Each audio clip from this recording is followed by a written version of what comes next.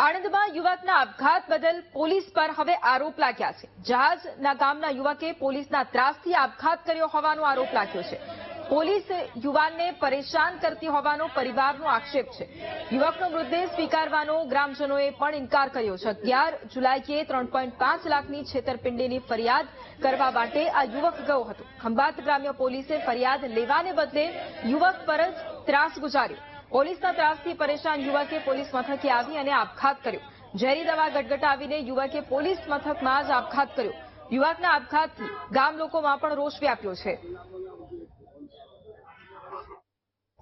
હું આ જે ઘટના થઈ તારના એની જોડે જ છું। મને આને પહેલેથી કહ્યું હતું ભાઈ મેં આ નહીં કર્યું તોય ખબર નહીં। અને પ્લસ બીજું કે આ 11 તારીખનો બનાવ બન્યો છે, પોલીસ કશું કરતી નથી। બીજે દિવસ આજે દિવસ 11 વાગ્યા, બીજે દિવસ 12 તારીખે અમે સવારમાં 4 વાગે બીજે દિવસ બોલાવે, મોજના હાજર થોડે છોડી મેલે, આ તે બધું પ્લસ આ બનાવ કે એને ટોર્ચરિંગ એટલું કર્યું છે, એને મારપીટ એટલી કરી છે। મેં અમે હાથ જોડીને કહ્યું મૂકું ભાઈ શું છે કે ભાઈ મેં આ સજ્જે નહીં કર્યું અને આવું કોઈ હું પગલું ના ભરું। ક્યારેય 1 રૂપિયાની એને કોઈ ચોરી બોરી કશું કરેલું નહીં। કોઈ દિવસ આખા ગામમાં એવો પોલીસ સ્ટેટ જેવો છોકરો એ ક્યારેય એને ખોટું કામ તો સ્વપ્નમાં આવડે નહીં। એવા છોકરાને આજે ખંભાતથી એને કેશ લઈને નીકળ્યો। એ ઉંદેલ ચિલિંગમાં એને પાવડર લેવાનો હતો। એ પાવડર લઈ અને પછી જીતપુરા થઈને જહાજ આવવાનો શોર્ટકટ નવો રસ્તો સરકારશ્રીએ બનાવેલો છે, એ રોડ ઉપર થઈને જહાજ આવતો હતો।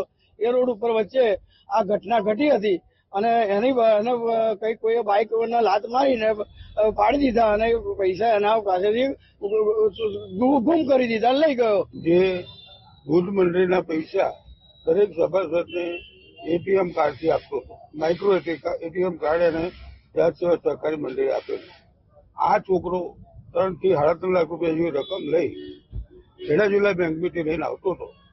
એને ચોરીનો બનાવ બન્યો, લૂંટનો બનાવ બન્યો, એ અંગે એને પોલીસ સ્ટેશનમાં ફરિયાદ કરી પછી જે તે વખત જે તે પીએસઆઈ અધિકારીએ તપાસ લીધી અને આ તપાસમાં કે ખોટી ફરિયાદ આવી છે એમ એને ટોર્ચરિંગ કરી સતત મારી 11 તારીખનો બનાવ 17 તારીખ સુધી છોકરાને ટોર્ચરિંગ કર્યો છે।